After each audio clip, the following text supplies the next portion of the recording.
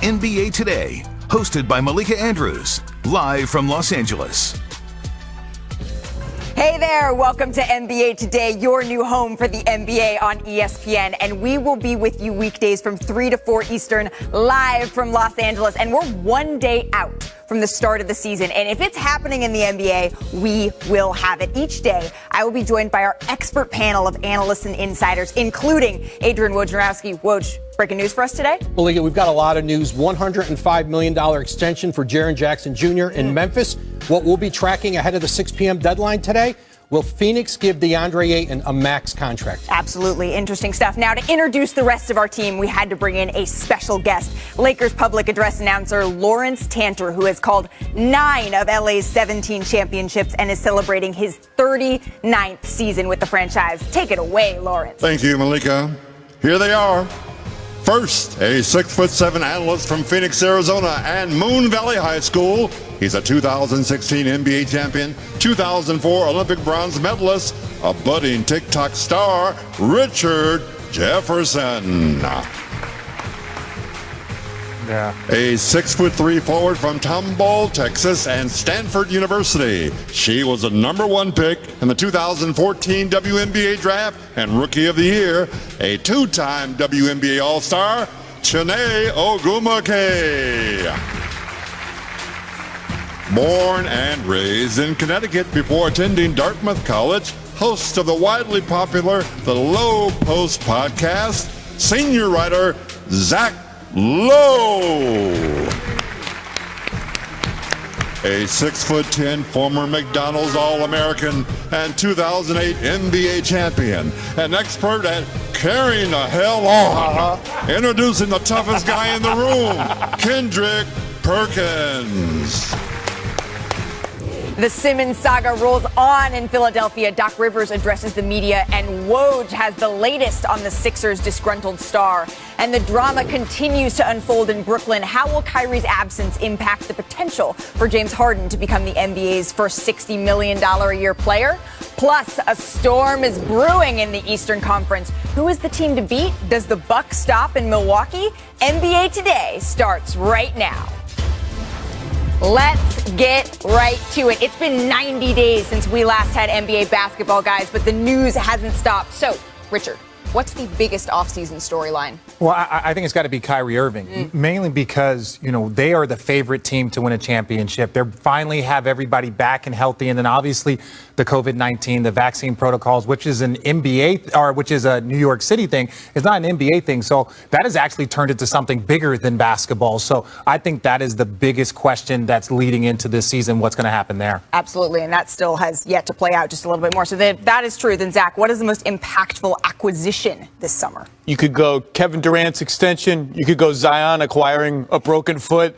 But it has to be Russell Westbrook. The Lakers had a choice. Buddy Hield, KCP, Dennis Schroeder, some other holdover guys, or all in on Russ, a point guard who loves to shoot and doesn't do it very well. The biggest variable in the league is how he fits with LeBron James, and the biggest variable of that is what is he doing when LeBron James has the ball, and what is the defense doing vis-a-vis Russell Westbrook? That's the biggest question in the NBA. So we've heard about Kyrie Erving. We have heard about Russell Westbrook. Big Perk, what is the biggest question mark for you heading into this NBA season? Oh, it's Ben Simmons in the Philadelphia 76ers. What are they going to do with him? We all know that he's in his feelings. We know that he wants out. But guess what?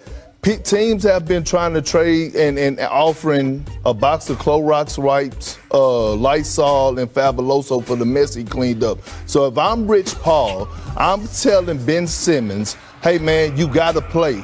Help me help you. Go out there and perform well so that I could get you out of Philly. Well, speaking of, Ben Simmons practiced with the Sixers today, and afterwards, Doc Rivers had this to say.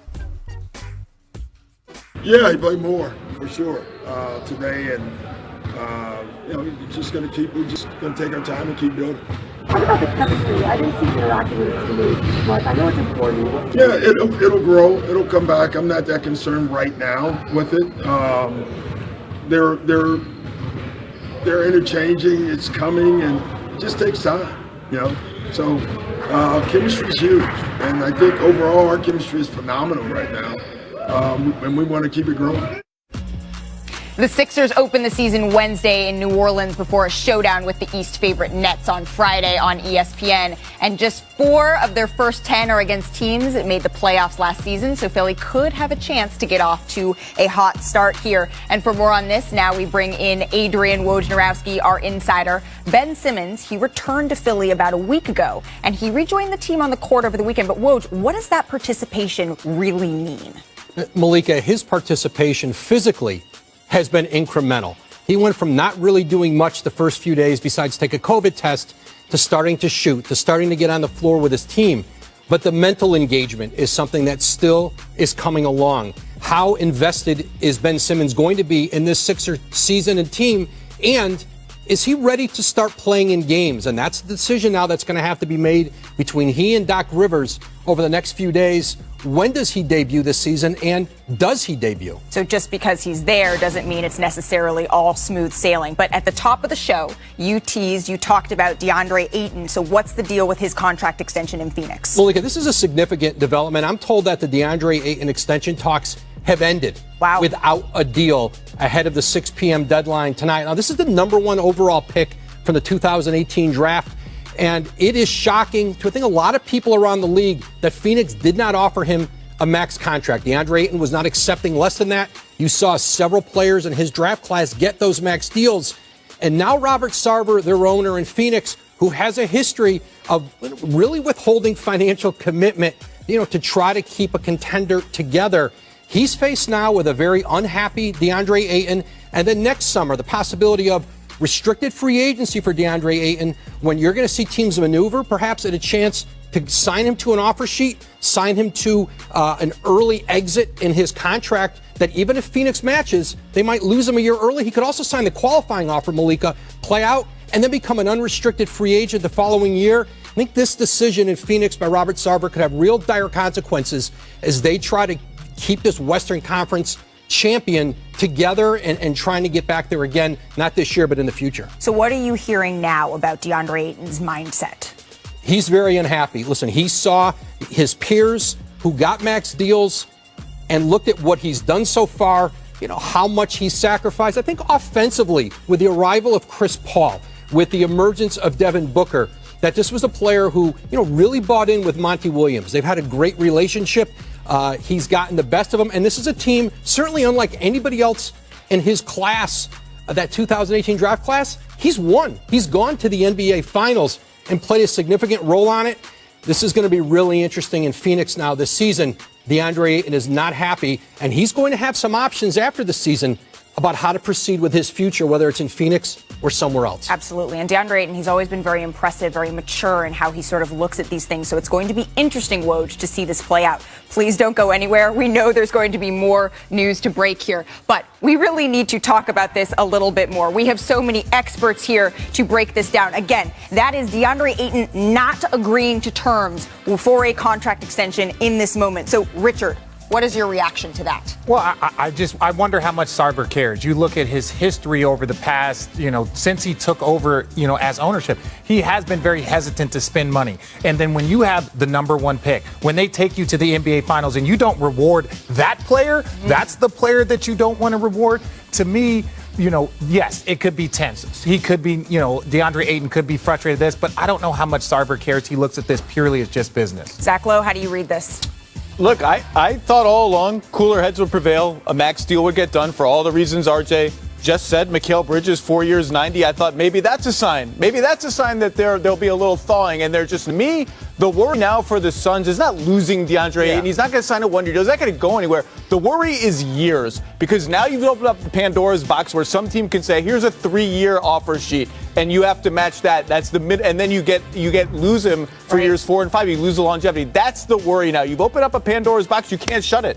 Well, my thing is when you're trying to compete for a title and win the championship, You need everybody in the locker room with a clear head and everybody to be focused. And when you have a young player like DeAndre Ayton who outplayed Jokic in the Western Conference Finals last year to help them get to the finals, and then he watching everybody get paid. You see Chris Paul talking in a post-game interview in the playoffs last year saying, pay DeAndre Ayton. And look, this man has done more than we expected last year. He brought the tenacity. He anchored the defense. Now, yes, he went up against Giannis Antetokounmpo, and I got his name right on the first try. But listen, but the man deserves his dollars, man. If you're going to pay Bridges, you got to pay DeAndre Ayton. Absolutely. Yeah. Can I just say one more thing? Go ahead, If you're not Richard. going to pay me, don't come in there and smile at me.